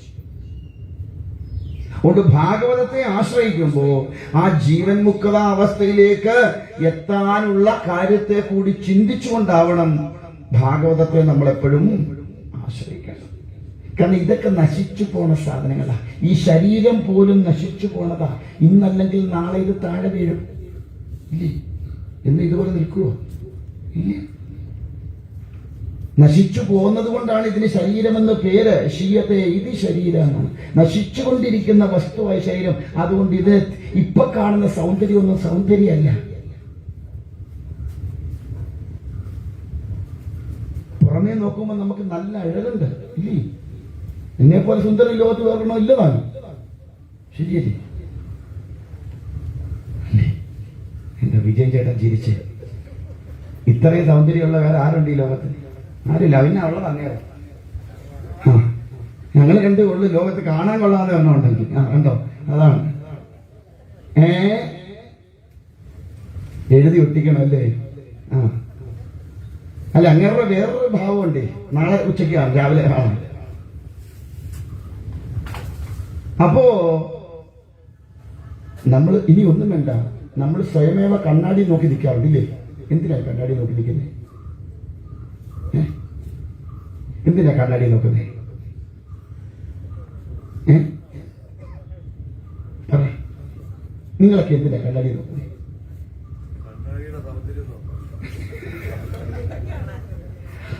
നമ്മുടെ സൗന്ദര്യത്തെ നമ്മൾ ദിവസേന ആസ്വദിക്കാൻ വേണ്ടിയിട്ടാണ് നമ്മൾ കണ്ണാടി. അതുകൊണ്ടാണല്ലോ ഒരു എണ്ണ കൊടുത്താൽ ഈ നോക്കൂലേ?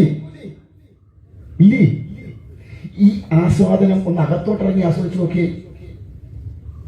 ഈ പുറമേ കാണുന്ന ഈ ശരീരത്തെ കണ്ണാടിയിൽ നോക്കിക്കൊണ്ട് ഞാൻ ഉടുത്തിരിക്കുന്ന വസ്ത്രത്തിന് നിറമുണ്ടോ, എനിക്ക് യോജിച്ചതാണോ, അല്ലെങ്കിൽ ഉടുത്തത് ശരിയാണോ, കണ്ണെഴുതിയത് ശരിയാണോ, പൊട്ടു തൊട്ടത് ശരിയാണോ,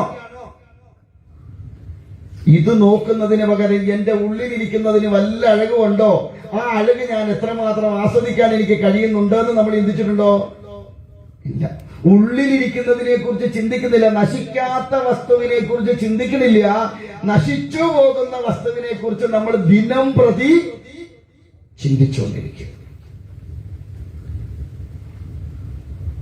നമ്മൾ എത്ര സുന്ദരമാക്കിക്കൊണ്ടാ ഈ ശരീരത്തെ കൊണ്ട് നടക്കണമല്ലേ? ഇല്ലേ? നല്ല വെയിലുള്ള സമയത്ത് ഫാൻ ഇല്ലാതിരുന്നേച്ച് നമ്മളെ നോക്കിച്ച് നോക്കി.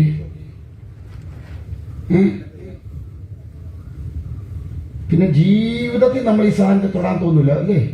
ആണോ അല്ലയോ? പിന്നെ അടുത്തിരിക്കുന്നവർക്ക് ഇതൊന്നും അറിയാതിരിക്കാൻ നമ്മൾ അവിടെ ഇവിടെ എല്ലാം ഊശി ഇട്ട ഇല്ലേ? എന്നിട്ട് നമ്മൾ വന്നിരിക്കണത്. എന്നിട്ട് ഇത് രണ്ടിന്റെയും കൂടെ ഗന്ധമാകുമ്പോൾ പിന്നെ ഒട്ടും ഈ പറഞ്ഞ് ഞാനും അടിച്ചോണ്ട് വരാറുണ്ട്. കാരണം അത് നാട്ടുകാരടുത്ത് വരുമ്പോൾ അവർക്ക് നാളരുത്. ഒന്ന് ആലോചിച്ച് നോക്കൂ. എന്നിട്ട് എത്ര സുന്ദരമായ വർണ്ണ പേപ്പർ ഇട്ട് പൊതിയാമോ അത്രയും സുന്ദരമായ വർണ്ണ പേപ്പർ ഇട്ട് പൊതിഞ്ഞ് ഇല്ലേ? ശരിക്കും ഈ സാധനം ഒരു മൊബൈൽ സെപ്റ്റിക് ടാങ്കാ. കൊണ്ടു നടക്കുന്ന ഒരു സെപ്റ്റിക് ടാങ്കാണ് ഈ സാധനം, അല്ലേ? ആണോ അല്ലേ? ഇത് ഏത് നേരം വേണേലും പൊട്ടാം. അതിനെ എത്ര കാര്യമായിട്ടാണ് നമ്മൾ കൊണ്ട് നടക്കുന്നത്. ആണല്ലേ? പക്ഷേ ഈ നശിച്ചു പോകുന്ന, ഈ ചീഞ്ഞു നാറുന്ന ഈ സാധനത്തിനെ നിലനിർത്തിക്കൊണ്ടിരിക്കുന്ന ചൈതന്യത്തിനെ കുറിച്ച് ഒരു സെക്കൻഡെങ്കിലും നമ്മൾ ചിന്തിച്ചിട്ടുണ്ടോ? ഒരു ദിവസം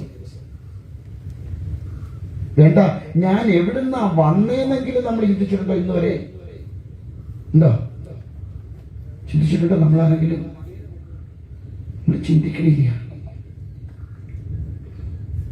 ഈ ചിന്തയിലേക്ക് നമ്മൾ തിരികെ പോയില്ലെങ്കിൽ വീണ്ടും കറങ്ങി കറങ്ങി കറങ്ങി കറങ്ങി എവിടെ വരും?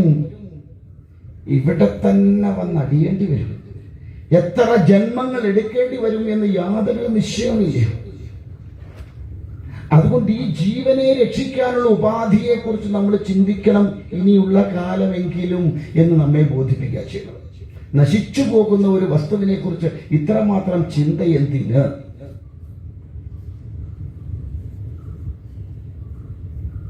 ഇത് വെറും ജഡമാണ്. ഈ ജഡം ചലനാത്മകമാക്കി നിൽക്കുന്ന ചൈതന്യ സ്വരൂപത്തെ, അതാണ് ഞാനെന്ന ബോധമില്ലാതെ ഞാൻ എന്ന് ഈ ഒരു ശരീരത്തെ തൊട്ട് കാണിച്ചുകൊണ്ട് മറ്റുള്ളവന്റെ മുമ്പിൽ നമ്മൾ വിരിമാറ് കാട്ടി നിൽക്കുമ്പോൾ നമ്മൾ അറിയണില്ല ഞാൻ ഓരോ സെക്കൻഡിലും നശിച്ചു പോയിക്കൊണ്ടിരിക്കുന്നവനാണ്. ഈ നശിക്കുന്ന വസ്തുവിനെ കൊടുക്കുന്ന ചൈതന്യം, ആ ചൈതന്യത്തെ നാം തിരിച്ചറിയുന്നുമില്ല. ആ തിരിച്ചറിവിലേക്കുള്ള യാത്രയാണ്, അതിനുള്ള ഉപാധിയാണ് ഭാഗവതം. അതുകൊണ്ടാണ് സത്യമായിരിക്കുന്ന വസ്തുവിനെ നമുക്ക് ധ്യാനിക്കാം എന്ന് പറഞ്ഞുകൊണ്ട്, എങ്ങനെ ധ്യാനിക്കാം എന്ന്, സുബുദ്ധി കൊണ്ട് ധ്യാനിക്കാം എന്ന് പറഞ്ഞുകൊണ്ട് ഭാഗവതം തുടങ്ങുന്നത് കൊണ്ടാണ്. ആ സത്യമായിരിക്കുന്ന വസ്തുവിനെ അറിയാൻ നമ്മൾ നല്ല ബുദ്ധി കൊണ്ട് ധ്യാനിക്കണം. ബുദ്ധി ഉണ്ടായതുകൊണ്ട് കാര്യമില്ല. നമ്മുടെയൊക്കെ ബുദ്ധിക്ക് ഒരു അക്ഷരം കൂടെ കൂടും. ആ കൂ ഇല്ലേ, കുബുദ്ധി. നമുക്ക് സുബുദ്ധി കുറവാ, കൂടുതലും നമുക്ക് വരുന്നത് കുബുദ്ധിയാ ഇല്ലേ. അത് മാറ്റി ആ സുബുദ്ധി ആയാൽ നമുക്ക് എന്ത് പറ്റും? ഈ സത്യമായിരിക്കുന്ന വസ്തുവിനെ കുറിച്ചൊന്ന് ധ്യാനിക്കാനല്ലേ, ചിന്തിക്കാൻ സമയം കിട്ടും. എന്തുകൊണ്ടാണ് ഈ സത്യമായ വസ്തുവിനെ ധ്യാനിക്കേണ്ടി വരുന്നത്? അസത്യമായിരിക്കുന്ന വസ്തുക്കൾ വേറെ ഉള്ളത് കൊണ്ടാണ് അല്ലേ ഒരു വസ്തുവിനെ അന്വേഷിക്കേണ്ടി വരുന്നത്, അല്ലെ കണ്ടെത്തേണ്ടി വരുന്നത്, അല്ലെ അതിനെക്കുറിച്ച് തിരിച്ചറിവ് ഉണ്ടാവേണ്ടി വരുന്നത് മറ്റുള്ള വസ്തുക്കൾ ഇവിടെ ഉള്ളത് കൊണ്ടാണ്. അപ്പൊ ആ മറ്റുള്ള വസ്തുക്കൾ അസത്യമാണ് എന്ന് കൃത്യമായി തന്നെ പറഞ്ഞുകൊണ്ട് പറയുന്നു, നീ ആ സത്യവസ്തുവിനെ വേണം ധ്യാനിക്കാൻ. അതിനെന്ത് വേണം? നീ അകത്തേക്ക് ഇറങ്ങിപ്പോണം. ഏതിനകത്തേക്ക്? ഇതിനകത്തേക്ക് തിരിച്ചിറങ്ങണം. നാം ബഹിർമുഖരാകാതെ അന്തർമുഖരായി തീരണം. നമ്മൾ ഇന്ന് സ്ഥാനമാനങ്ങൾക്ക് വേണ്ടിയിട്ടും ധനം സമ്പാദിക്കാൻ വേണ്ടിയിട്ടും എന്തെല്ലാം ചെയ്യാമോ അതൊക്കെ ചെയ്ത് നമ്മൾ അതിന്റെ പിന്നാലെ ഓടി നടക്കുന്നവരല്ലേ? ആണോ അല്ലയോ? ആരുടെ കാല് വാരിയാലും വേണ്ടില്ല, എനിക്കെന്താ വേണം? ഇരിക്കാനിടം വേണം. ആരെ കൊന്നാലും വേണ്ടില്ല, എനിക്കെന്ത് വേണം? കാശ് വേണം. ഇത് രണ്ടും സമ്പാദിക്കാൻ വേണ്ടി പെടുന്ന പാടിന്റെ ഒരംശം മതി ഞാനെന്ന സ്വരൂപത്തെ ഒന്ന് തിരിച്ചറിയാൻ. ഈ ഒരു ആയുഷ്കാലം മുഴുവൻ അതിനുവേണ്ടി വായിക്കുമ്പോൾ അതിന്റെ ഒരു 10% മതി ഞാനെന്ന സ്വരൂപത്തെ തിരിച്ചറിയാൻ വേണ്ടി ഒന്ന് കഷ്ടപ്പെടാൻ. പക്ഷെ നമ്മള് ഈ എത്ര കിട്ടിയാലും തൃപ്തി വരാത്ത വസ്തുക്കളുടെ പിന്നാലെ നിരന്തരം പാഞ്ഞുകൊണ്ടിരിക്കുകയാണ്. ഒന്ന് നഷ്ടപ്പെട്ട ഉടനെ അടുത്തതിനെ നമ്മള് നേടിയെടുക്കാനുള്ള ഓട്ടത്തില ഇല്ലേ? എന്നാലോചിച്ച് നോക്കിയേ, ഭാര്യ മരിച്ചാൽ ഭർത്താവ് അടങ്ങിയിരിക്കുവോ? ഒരു സ്ത്രീ, ഭാര്യ മരിച്ച ഒരു പുരുഷൻ പിന്നെ കെട്ടാതിരിക്കുവോ? ഒരു ഭർത്താവ് പോയ സ്ത്രീ പിന്നെ കെട്ടാതിരിക്കുവോ? ഇരിക്കുവോ? അല്ലെങ്കിൽ ഒരു പ്രായം കഴിഞ്ഞ ഒരു 10, 65, 70, ഇപ്പം ഇന്നലെ 84, 74 കണ്ട് കെട്ടിയിട്ടുണ്ട്. ഉണ്ടെന്ന് 64 മറ്റോ 40 വർഷത്തെ പ്രണയം സ്ഥാപിച്ചു മറ്റോ അല്ലേ? ഞാൻ ചിരിക്കാൻ പറഞ്ഞതല്ല, ഒന്ന് ആലോചിച്ച് നോക്കൂ. ഈ കൂടെ ഉണ്ടായിരുന്ന രാക്ഷസനും രാക്ഷസിയ രണ്ടും അല്ലേ? അല്ലേ? രാക്ഷസനും രാക്ഷസിയായിട്ട് ജീവിച്ച രണ്ടെണ്ണം, അതിൽ ഒരു രാക്ഷസിയോ ഒരു രാക്ഷസനോ പോയപ്പോ അടുത്ത രാക്ഷസനെയോ രാക്ഷസിയോ തപ്പി പോവാ. കാരണം ഇത്രയും കാലം അനുഭവിച്ചത് പോരാ.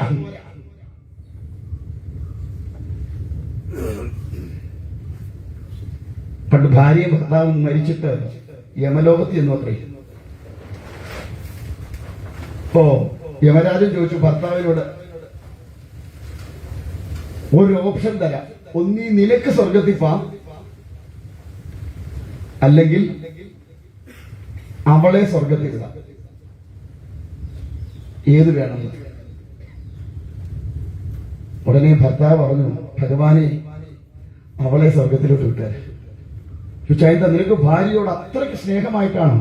അതുകൊണ്ടല്ല, ഭൂമിയിൽ ഉണ്ടായിരുന്നപ്പോഴും എനിക്ക് ഇവളെ കൊണ്ട് നരകമായിരുന്നു, ഇനി നരകത്തിൽ ചിലപ്പോ അവിടെ കൂടി ഇവളെ കൊണ്ട് നരകം സഹിക്കാൻ വയ്യാഞ്ഞിട്ട് ഞാൻ പറഞ്ഞതാ അവളെ അങ്ങ് വിട്ടേക്കാൻ.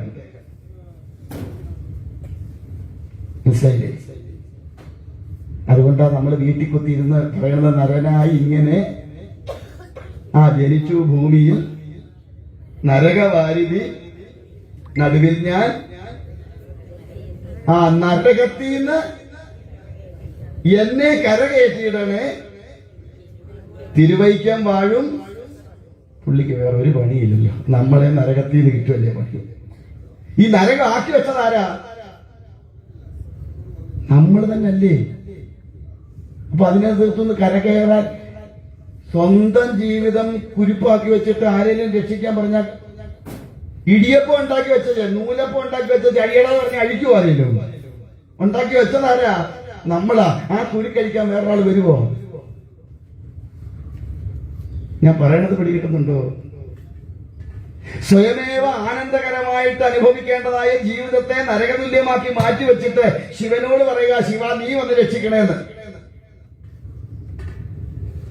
ആലോചിച്ച് നോക്കൂ, സാധ്യമാവുമോ?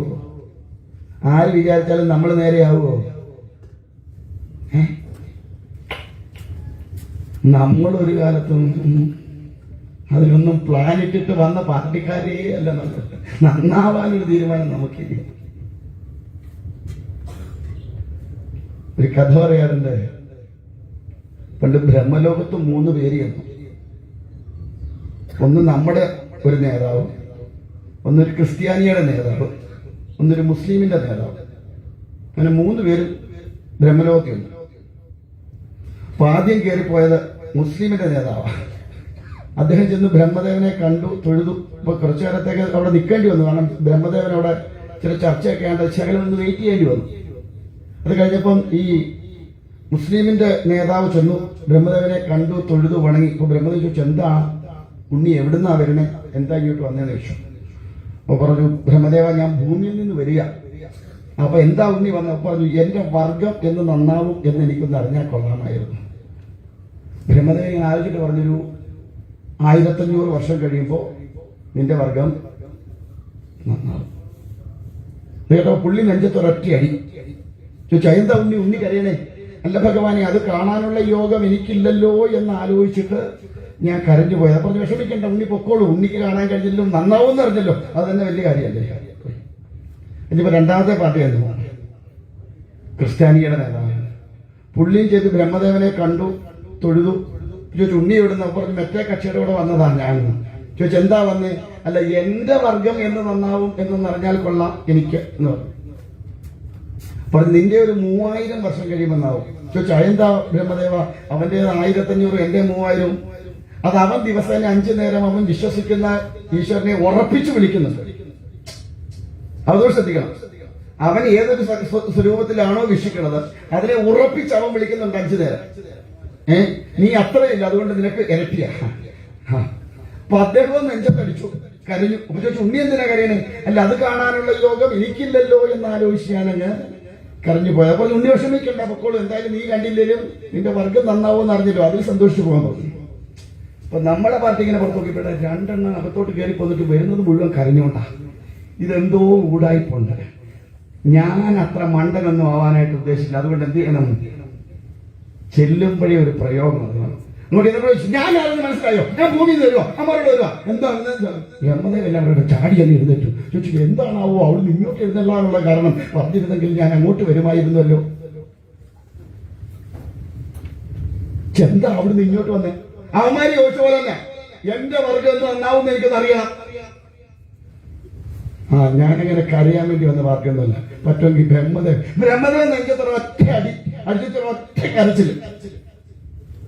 ഇതെന്താ ഇടപാടാ? മുമ്പേ നോക്കിയപ്പോ അവന്മാർ രണ്ടും കൂടെ കരഞ്ഞോണ്ട് പോലെ കണ്ടു. ഇപ്പൊ ഞാൻ ചോദിച്ചു മാത്രം എന്താ ബ്രഹ്മദേവന് ഇത്ര ഒരു സങ്കടം? സൃഷ്ടികർത്താവായ എനിക്ക് പോലും അത് കാണാനുള്ള യോഗമില്ലല്ലോ എന്ന് ആലോചിച്ചിട്ട് ഞാൻ അങ്ങ് കരഞ്ഞു പോയതാണ്. ഞാൻ പറയും ബ്രഹ്മദേവൻ പോലും ഉപേക്ഷിച്ച പാർട്ടിയാണ്. എന്നാൽ സൃഷ്ടികർത്താവ് പോലും മടുത്തതാ നമ്മളെ കൊണ്ട്. ഒന്ന്, നമുക്ക് ഐക്യമില്ല. ജാതിയും രാഷ്ട്രീയവും പറഞ്ഞ് തമ്മിൽ തല്ലി തീരുന്ന വർഗമാണ് നമ്മുടേത്, അല്ലേ? ഒരുത്തൻ വീട് കിടന്നാൽ അവനെ കൈപിടിച്ച് പൊക്കാൻ നമ്മൾ ആരും തയ്യാറാവില്ല. മനുഷ്യത്വം എന്ന് പറയുന്ന ഒരു സാധനമില്ലാത്ത ഒരു വർഗമാണ് നമ്മൾ. ആണോ അല്ലയോ? പിന്നെ എങ്ങനെ നന്നാകാനാ? പിന്നെ വല്ല ബൂസ്റ്റോ ഹോർലിക്സോ ഒക്കെ മേടിച്ച് കഴിച്ചാൽ ചിലപ്പോ എല്ലുപൊടിയോ പൊട്ടാഷോ ഒക്കെ ഇട്ട് കൊടുത്താൽ ചിലപ്പോ ഒന്ന് നന്നായി. പിന്നെ ദിവസവും പ്രാർത്ഥിച്ചാൽ മതി, ഭഗവാനെ നല്ല വണ്ണം വരുത്തേണം ഈശ്വര എന്ന് പറഞ്ഞാൽ മതി. ചിലപ്പോ വണ്ണം വെക്കും. ഇത്ര മാത്രം ഈശ്വരനിൽ യാതൊരുവിധ ഉറപ്പോ അല്ലെങ്കിൽ ആ ഈശ്വരൻ സങ്കല്പത്തിൽ അടിയുറച്ചു നിന്നുകൊണ്ടോ പ്രവർത്തിക്കാത്ത ഒരു വർഗം ഉണ്ടെങ്കിൽ നമ്മൾ മാത്രമേ ഉള്ളൂ. പറയാതിരിക്കാൻ നിവൃത്തിയില്ല. അല്ലെങ്കിൽ ഇതൊന്നും ഈശ്വരൻ ഇല്ല എന്ന് പറഞ്ഞു പറയണം നമുക്ക്. ഞാൻ ചിലപ്പോ വിചാരിക്കാറുണ്ട്, നമ്മുടെ ഒരു വർഗത്തിന് പറ്റിയ ഒരു കുഴപ്പം എന്താ വെച്ചാൽ നമുക്കൊരു ചട്ടക്കൂടില്ലാതായിരിക്കും.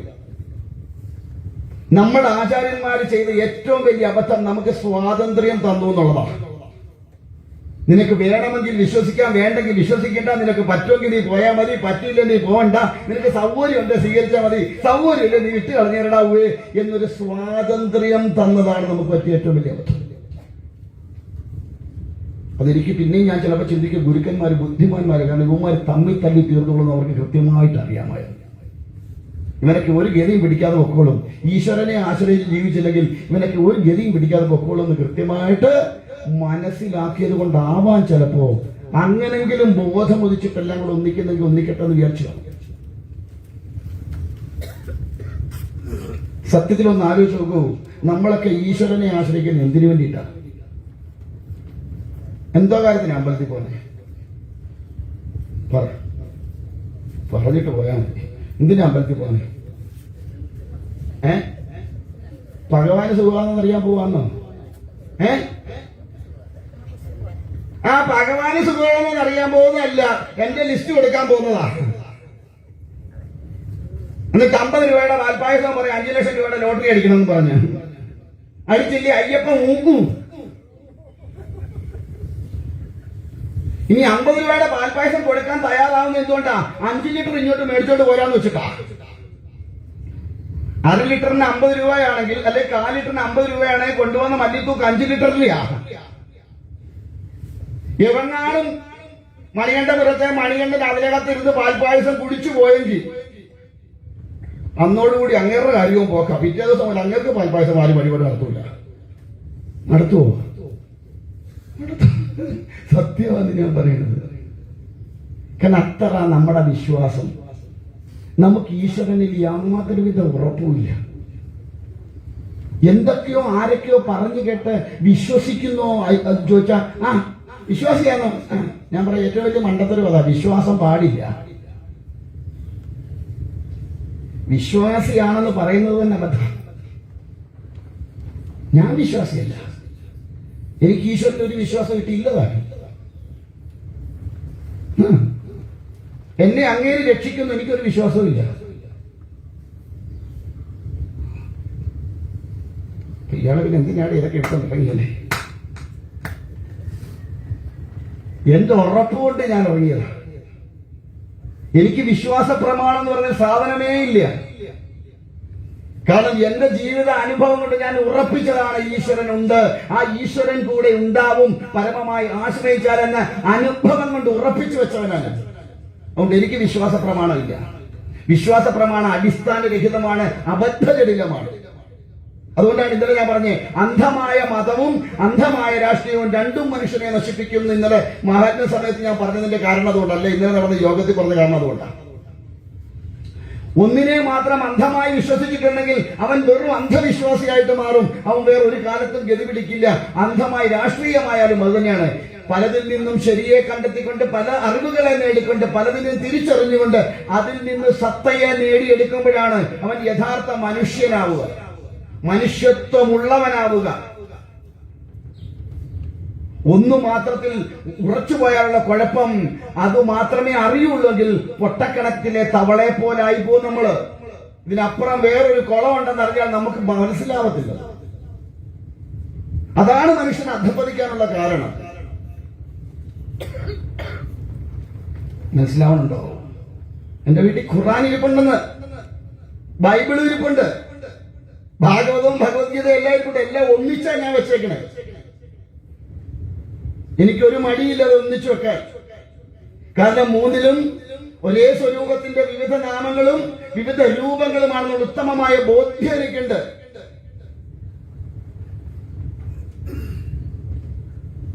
അതുകൊണ്ട് ചങ്ങനാശ്ശേരി പഴയ പള്ളി പോവാനും ഇപ്പുറത്തെ ഫാത്തിമാപുരം പള്ളി പോവാനും തൃക്കുടത്താനത്തപ്പന്റെ മുമ്പിൽ പോകാനും എനിക്കൊരു മടിയില്ല. ഞാൻ പോവാറുമുണ്ട്. മൂന്നിടത്തും പോകും. അപ്പുറേ കാവിലമ്പലത്തിൽ, ചങ്ങനാശ്ശേരി കാവിലമ്പലത്തിൽ പോകുമ്പോ ഇപ്പോഴേ കറുത്ത തങ്ങളുടെ പള്ളിയുണ്ട്, ഖബറിടെ ഉണ്ട്, അവിടെയും പോയി വണങ്ങാറുണ്ട്. കറുത്ത തങ്ങൾ മുസ്ലിം ആയതുകൊണ്ട് എനിക്ക് അലർജിയില്ല. മനസ്സിലാവുന്നുണ്ടോ? ഈ ഒരു തലത്തിലേക്ക് നമ്മൾ എത്തണം. അവിടെയാണ് ഉറപ്പുണ്ടാവുക, ഈശ്വരനിൽ ഉറപ്പുണ്ടാവുക, ഈശ്വരനെ അറിയാൻ പറ്റുക. അല്ലാതെ വെറുതെ വിശ്വാസിയായിട്ട് നടക്കരുത്. വിശ്വാസം ഇന്നല്ലെങ്കിൽ നാളെ മാറും, ഉറപ്പാ. ഇന്ന് നിങ്ങൾ പറയുന്ന കാര്യം മണികണ്ഠൻ സാധിച്ചു തന്നില്ലെങ്കിൽ നാളെ നിങ്ങൾക്കുള്ള മണികണ്ഠനുള്ള വിശ്വാസം പോവും. ഇല്ലെന്ന് തോന്നുന്നുണ്ടോ? ഉണ്ടോ? ഇതൊന്നും മിണ്ടാത്തെ? ശരിയാണോ ഞാൻ പറയണേ? ഇനി എളുപ്പം ഒരു ഉദാഹരണം പറഞ്ഞ് നമുക്ക് ആ വിശ്വാസത്തെ ഉറപ്പിക്കാം. ഞാനിവിടെ ഇരുന്ന് സാധനം കഴിക്കുന്നു, നിങ്ങൾ നിങ്ങളുടെ ജീവിതത്തിൽ കണ്ടിട്ടേ ഇല്ല. നിങ്ങൾ ഇത്രയും കാലത്തിനോട് കണ്ട ഞാൻ കഴിച്ചുകൊണ്ടിരിക്കുന്ന മാത്രം നിങ്ങൾ കാണുന്നു. എന്നിട്ട് ചോദിച്ചു, സ്വാമി എന്തോ സ്വാമിയ സാധനം ഞങ്ങൾ കണ്ടിട്ടില്ലോ. ഞാൻ പറഞ്ഞു പാവയ്ക്കായ. അയ്യോ സ്വാമി അതിന്റെ ടേസ്റ്റ് എന്താ? ഞാൻ പറഞ്ഞു മധുര. നിങ്ങൾ വിശ്വസിക്കുമോ ഇല്ലയോ? നിങ്ങൾ കണ്ടിട്ടില്ല, കഴിച്ചിട്ടില്ല, അതിന്റെ ടേസ്റ്റ് അറിഞ്ഞിട്ടില്ല, ഇല്ലാത്തടത്തോളം സ്ഥിതിക്ക് ഞാൻ പറയുന്നത് വിശ്വസിക്കുമോ ഇല്ലയോ? വിശ്വസിക്കും. കാരണം എന്താ? ആചാര്യം പറഞ്ഞാൽ നമ്മൾ കണ്ടിട്ടില്ല, കഴിച്ചിട്ടില്ല, അങ്ങേർക്ക് മാത്രമേ അതിന്റെ ടേസ്റ്റ് എടുത്തുള്ളതുകൊണ്ട് അത് മധുരമാണെന്ന് പറഞ്ഞാൽ. കുറച്ച് കാലം കഴിഞ്ഞപ്പോ ഇതുവഴി ഒരുത്തം കൊണ്ടുപോകുന്നേ കണ്ടു. അപ്പോഴാണ് അന്ന് സ്വാമി അവിടെ നിന്ന് തിന്നോണ്ടിരുന്ന സാധനമാണല്ലോ, 2 കിലോ ഇനി മേടിച്ചേക്കാം. മേടിച്ച് ഒരെണ്ണം അവിടെ വെച്ചോണ്ട് ഒറ്റ കരി. സ്വാമി എന്തോ ടേസ്റ്റ് എന്നാ പറഞ്ഞേ? ആ മധുര പറഞ്ഞ. കടിച്ചപ്പോ എന്തോ കിട്ടി? അല്ല, 1-ാം തരം കയ്പ് കിട്ടി. ഇനി പൊന്നുതമ്പരം താഴെ ഇറങ്ങി വന്നിട്ട് പറയാ മക്കളെ പാവയ്ക്കായ്ക്കായി മധുരമാന്ന് പറഞ്ഞാൽ വിശ്വസിക്കുവോ? അപ്പൊ ഇത്രയും കാലമുള്ള വിശ്വാസം മാറിയോ ഇല്ലയോ? അപ്പൊ വിശ്വാസം മാറുവോ? അപ്പൊ ഏതാ ഗുണം ചെയ്യുന്നേ? അനുഭവമാണോ വിശ്വാസമാണോ ഗുണം ചെയ്യുന്നേ? ആ അനുഭവം. അതുകൊണ്ടാണ് നമ്മളെ ഗുരുക്കന്മാര് പറഞ്ഞേ നീ അറിഞ്ഞനുഭവിക്കാൻ. ഇതുവരെ ഏതെങ്കിലും ഒരു ഗ്രന്ഥത്തിൽ നിങ്ങൾ കാണിച്ചറിയാ നിങ്ങൾ കൃഷ്ണനെ വിശ്വസിച്ചേ മതിയാവൂ, നിങ്ങൾ രാമനെ വിശ്വസിച്ചേ മതിയാവൂ എന്ന് പറഞ്ഞിട്ടുണ്ടോ? ഭഗവത്ഗീത മുഴുവൻ ഉപദേശിച്ചു കൊടുത്തിട്ട് എന്തോ പറഞ്ഞേ? ഞാൻ പറയാനുള്ളതൊക്കെ പറഞ്ഞു, പിന്നെ നിനക്ക് വേണേ കൊള്ളാം, അല്ലെങ്കിൽ അല്ല ഞാൻ പറഞ്ഞത് ഞാൻ ഭഗവാനാണ്, അതുകൊണ്ട് ഞാൻ മുഴുവൻ രൂപം കാണിച്ചു കൊടുത്തേച്ചാ പറഞ്ഞതെന്ന് ആലോചിക്കണം. ഈ പ്രപഞ്ചം മുഴുവൻ നിൽക്കുന്ന ജയകന്തിന്താവാണ് ഞാനാണ് കൊടുക്കുന്നതും എടുക്കുന്നതും എന്നെല്ലാം പറഞ്ഞ് വ്യക്തമായിട്ട് തന്റെ ശരിയായിരിക്കുന്ന രൂപത്തെ കാണിച്ചു കൊടുത്തതിന് ശേഷം പറഞ്ഞ വാക്കാ അർജുന, പറയാനുള്ളതൊക്കെ ഞാൻ പറഞ്ഞു. നിനക്കതിൽ നിന്ന് സ്വീകരിക്കേണ്ടതിനെ സ്വീകരിക്കാം, തള്ളിക്കളയേണ്ടതിനെ തള്ളിക്കളയാം. അല്ലാതെ ഞാൻ പറഞ്ഞത് മുഴുവൻ വേദവാക്യാ വിശ്വസിക്കാൻ പറഞ്ഞോ?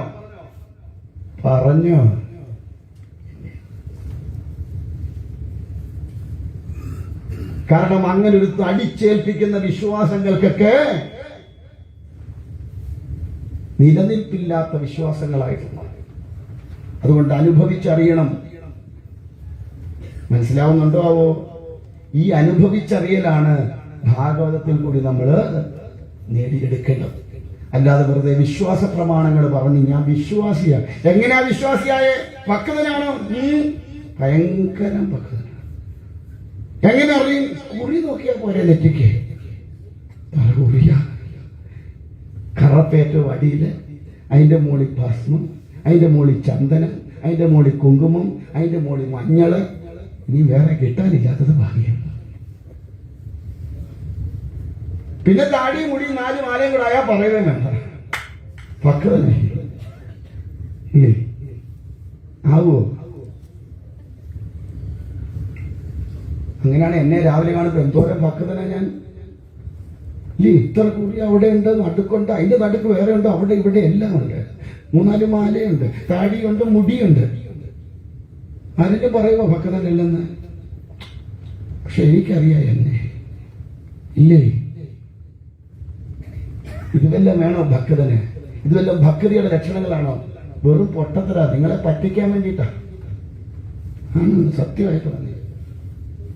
അല്ല, ഞാൻ ഇവിടെ മുട്ടയടിച്ച് ക്ലീൻ ഷേവ് ചെയ്ത് ഇവിടെ ഭാഗവതം പറയാൻ അങ്ങോട്ടൊന്നും ചോദിക്കും, എങ്ങനെയുണ്ട് ഈ ആചാര്യനെ കാണാൻ? ഒരു ലുക്കില്ലടി എന്ന് പറയും. അതുകൊണ്ട് ഇതൊക്കെ വളർത്തുന്നു. ഇതിനകത്തൊന്നും ഒരു കാര്യവും ഇല്ല. സത്യമായിട്ടും പറയാവുന്നേ.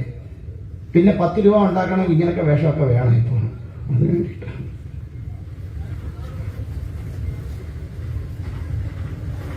പിടികിട്ടുന്നുണ്ടോ? അതുകൊണ്ട് ഉറപ്പിച്ചു വെക്കണം, ഈശ്വരൻ എന്റെ കൂടെയുണ്ട്. കാരണം അത് എന്നിൽ നിന്ന് അകന്നു നിൽക്കുന്നവനല്ല, എന്നിൽ തന്നെ നിൽക്കുന്നവനാണ്. ഈശ്വരൻ എന്ന ബോധത്തെ ഉറപ്പിച്ചു വെച്ചുകൊണ്ട് ഓരോ സെക്കൻഡും കടന്നു പോകണം. അതുകൊണ്ടാണ് ഇവിടുന്ന് അങ്ങോട്ട് ചവിട്ടി ചെല്ലുമ്പം എന്താ എഴുതി വെച്ചിട്ടുണ്ട്? തത്വമസി തഥാത്വമസി, അത് നീ തന്നെയാവുന്നു. നീ ഏതൊന്നിനെ അന്വേഷിച്ചുകൊണ്ടാണോ ഇങ്ങോട്ട് വന്നത്, അത് നീ തന്നെ. അതുകൊണ്ട് പ്രത്യേകിച്ച് നീ എങ്ങും അന്വേഷിക്കണ്ട. എവിടെ അന്വേഷിച്ചാൽ മതി? നിന്റെ ഉള്ളിൽ തന്നെ നീ അന്വേഷിച്ചാൽ മതി എന്ന് ബോധത്തെ. അതുകൊണ്ട് നീ ഇറങ്ങിപ്പോകുമ്പോ ആ അഗ്നിയിലേക്ക് ആഹൂതി ചെയ്തിട്ട് ഇറങ്ങിപ്പോണം. നാളികേരം അവിടെ അഗ്നിയിൽ ആഹൂതി ചെയ്തിട്ട് ഇറങ്ങിപ്പോരണം. നമ്മള് കൊടുക്കുവോ? ഇവിടെ വരുമ്പോ സ്വാമി പ്രസാദം ഉണ്ടാക്കാൻ പിന്നെ എന്തോ ചെയ്യും? വേറെ തേങ്ങ മേടിക്കാൻ പറ്റുമോ? നമ്മളതുകൊണ്ട് കൊടുക്കത്തിൽ ഇനി കൊണ്ടുപോലും. പിടികിട്ടുന്നുണ്ടോ? ആത്മസ്വരൂപിയാകുന്ന നെയ്യിനെ അവിടെ ഭഗവാനിലേക്ക് സമർപ്പിച്ച് അഭിഷേകം ചെയ്യിച്ച്, ശരീരമാകുന്ന തേങ്ങയെന്ന എണ്ണയെ ഞാൻ അവിടെ അഗ്നിയിൽ ഹോമിച്ച്, ഞാൻ ഈ ശരീരമല്ല, ആത്മസ്വരൂപിയായിരിക്കുന്ന ആ പരമാനന്ദ സ്വരൂപനായിരിക്കുന്ന ശിവനാണ് എന്ന ബോധത്തെ ഉള്ളിൽ ഉറപ്പിച്ചുകൊണ്ട് ഇറങ്ങിപ്പോരേണ്ട ഞാൻ ഒന്നും കൊടുക്കാതെ, ഭഗവാൻ ഇത് രണ്ടും മതി, നെയ്ത്തേങ്ങായടും അതിനകത്തെ നെയ്യും മാത്രം മതി, പിന്നെ കാണി കിട്ടുന്ന പൊന്നും, ഇത്രയും മതി അയ്യപ്പന്. കാരണം നെയ്യും തേങ്ങായും സമർപ്പിച്ചു കഴിഞ്ഞപ്പോ എന്നെ പൂർണ്ണമായി സമർപ്പിച്ചു കഴിഞ്ഞു അവിടെ. പിന്നെ എന്തിനാ കാണിപ്പൊന്നെ?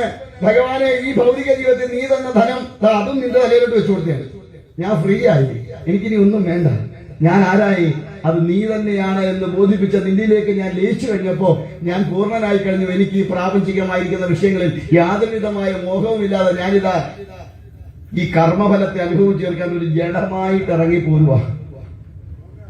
നമ്മൾ 56 കൊല്ലം പോയി തെങ്ങും വെച്ചു പോയിരുന്നു. അവര് തെങ്ങ് പറിച്ചൊരു മൂലക്കോട്ടയും കളി. പിന്നെ പറ്റുമെങ്കിൽ കടിച്ചാൽ പെട്ടാത്ത ഉണ്ണിയപ്പോ അര മണ്ണയും മേടിച്ചോണ്ടിങ്ങി പോരും. അയ്യപ്പന്റെ പ്രസാദമായിട്ട് ഇവിടെ വന്ന് മാല ഊരി കഴിയുമ്പം ഇട്ടപ്പ സ്വാമിയായിരുന്നു. ഊരി കഴിഞ്ഞപ്പോ ആ സ്വാമിയോ ഭൂസ്വാമിയോ ഏതാണ്ടൊക്കെയായി. ഇന്നലെ ഒരാൾ വിളിച്ചിട്ട് പറഞ്ഞു വ്രതം മുറിക്കുമായിരുന്നു ശബരിമലയ്ക്ക് പോയിട്ട് വന്നതിന്റെ. ഞാൻ ചോദിച്ചു എങ്ങനെയായിരുന്നു? എല്ലാം ഉണ്ടായിരുന്നു. മനസ്സിലാവുന്നുണ്ടോ? നമ്മളിങ്ങനെ അയ്യപ്പനോടുള്ള വിശ്വാസം അത്രയ്ക്കേ ഉള്ളൂ. പറ്റുമെങ്കിൽ പോരുന്ന വഴിക്ക് പമ്പയെ വെച്ചാൽ എല്ലാ ഊരി കളഞ്ചിൽ അവിടോട്ട് കയറാൻ നോക്കും നമ്മള്. അയ്യപ്പന്റെ അവിടെ ക്യൂ നിൽക്കുന്നതിനേക്കാൾ ക്യൂവിൽ അവിടെ വേണം നിൽക്കും നമ്മൾ ക്ഷമയോടുകൂടി. ഇല്ലേ? പിന്നെ എന്ത് വിശ്വാസമാണ് നിന്റേത്? നീ ആരിലാ വിശ്വസിച്ച്? നീ എന്തുറപ്പിച്ചാ പോയെ? ചിന്തിക്കണ്ടേ? വേണോ? വെറുതെ കുറെ കഥയും കേട്ട് കുറെ പൊടിയും തട്ടി 4 കൂട്ടം കൂട്ടി ഊണും കഴിച്ച് ചേമ്പക്കവും ഇട്ട് അങ്ങോട്ട് കയറി ചവന്മാർക്ക് അറിയത്തില്ല സാമ്പാർ വെക്കാൻ, പുളി കൂടുതലായിരുന്നു എന്നും പറഞ്ഞ് പോയോണ്ട് വല്ല കാര്യമുണ്ടോ? മനസ്സിലാവണുണ്ടോ? അതോ ഇങ്ങനെയൊക്കെ പറയാൻ ഇച്ചിരി ബുദ്ധിമുട്ടും പലർക്കും. എനിക്കൊരു ബുദ്ധിമുട്ടുമില്ല പറയാൻ, കട്ടിപ്പിച്ച് തന്നെ പറയുന്ന കൂട്ടത്തിലാണ്. അതുകൊണ്ട് വിളിച്ചില്ലേ വേണ്ട. സത്യം സത്യമായിട്ട് വിളിച്ചു പറയാനുള്ള ആർജവം കാണിച്ചില്ല പിന്നെ ഇതുകൊണ്ട് നടക്കേണ്ട കാര്യമുണ്ടോ? എനിക്ക് അത് അറിഞ്ഞിട്ട് വിളിക്കുന്നു മതിയെന്ന്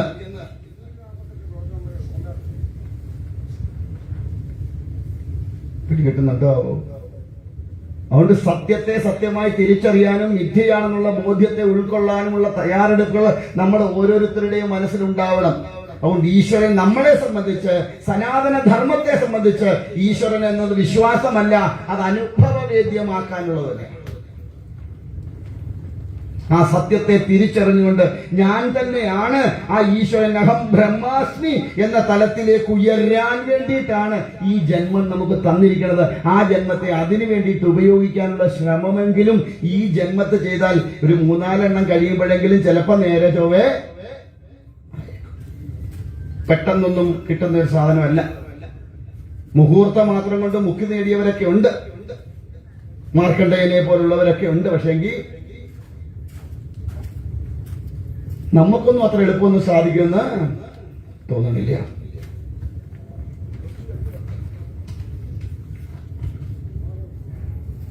മനസ്സിലാവുന്നുണ്ടോ? അതുകൊണ്ട് ഭാഗവത്തിലേക്ക് ഇറങ്ങുന്നതിന് മുമ്പ് ഇത്രയെങ്കിലും നിങ്ങൾക്ക് സ്റ്റെപ്പ് ഇട്ട് തന്നില്ലെങ്കിൽ ഒരുപാട് കഥയൊന്നും പറയില്ല. ചുരുക്കം ചില കഥകളെ പറയും. ഈ ഉള്ളവ മനസ്സിലാക്കിയിടത്തോളം കഥ കേട്ട്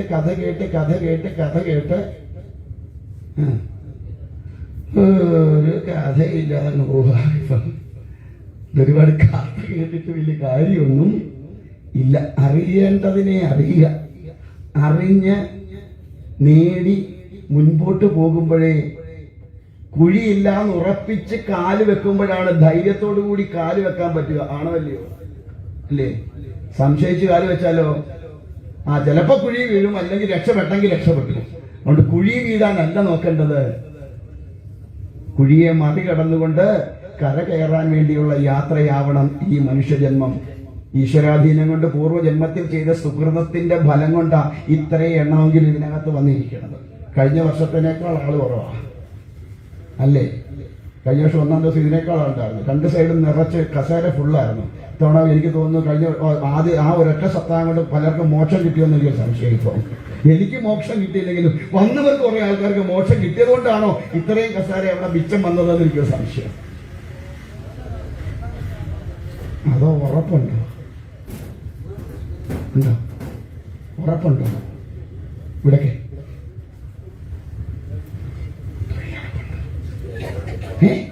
ഇല്ലേ? എന്നിട്ട് പിന്നെന്താ ആള് പറഞ്ഞേ?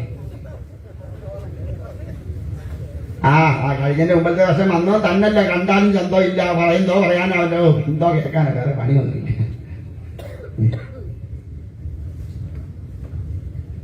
കണ്ടാ ഒരു നരസിംഹത്തിനെ പോലെ ഒരു സാധനം ഇല്ലേ? പിന്നല്ല. അപ്പൊ അതുകൊണ്ട് ഇന്നധികം നിങ്ങളെ ഇരുത്തി ഞാൻ വിഷമിപ്പിക്കണില്ല. കാരണം ഇനി മുന്നോട്ട് നമുക്ക് കുറച്ചുകൂടെ സമയം ഇരിക്കേണ്ടി വരും. 1-ാം ദിവസം തന്നെ നിങ്ങളെ ഇരുത്തി വിഷമിപ്പിച്ചാൽ നിങ്ങൾ നാളെ എന്ത് ചെയ്യില്ല? ഈ പരിസരത്ത് പോലും വരൂല, അപ്പുറത്തോടെ കറങ്ങി അങ്ങ് പോയി. എനിക്കറിയാം നിങ്ങളെന്നല്ല എല്ലാവരും ഇതൊക്കെ തന്നെയാണ്. ബട്ട് ഇന്ന് തന്നെ ഇരുത്തി വിഷമിപ്പിച്ച് തന്നെയല്ല നമുക്ക് ഈ വലിയ ബുദ്ധിമുട്ടാണ്. ഇതൊക്കെ കേൾക്കാനിരിക്കുമ്പം നമ്മളെ അല്ലാതെ അലട്ടുന്ന ഒരു സാധനം ഏത്? വിശപ്പ് അല്ലേ? രാവിലെ എന്നോ 10-11 മണിക്ക് കഴിച്ചു വെച്ച് വീട്ടിൽ ഇങ്ങോട്ടിറങ്ങി വന്നാൽ ഇവിടെ വരുമ്പോൾ 1 മണിയാകുമ്പോൾ നമുക്ക് വിശക്കും, അറിയത്തില്ല എന്താണ്. അങ്ങനെയാണ്. ഞാൻ ചിലപ്പോൾ ആയിലേക്ക് ജീവിക്കാൻ വേണ്ടി കഴിക്കുവാണോ അതോ കഴിക്കാൻ വേണ്ടി ജീവിക്കുവാണോ? നമ്മളൊക്കെ കഴിക്കാൻ വേണ്ടി അങ്ങ് ജീവിക്കുവാ. അപ്പൊ അതുകൊണ്ട് ഇത്രയും ഒരു അടിത്തറ ഇട്ട് തന്നത്. ഇനി വൈകുന്നേരം മുതൽ പറയാൻ പോകുന്നത് കുറച്ചുകൂടിയൊക്കെ ഏതാണ്ട് ഒരുമാതിരി പാറക്കല്ല് ടൈപ്പ് ആയിരിക്കും.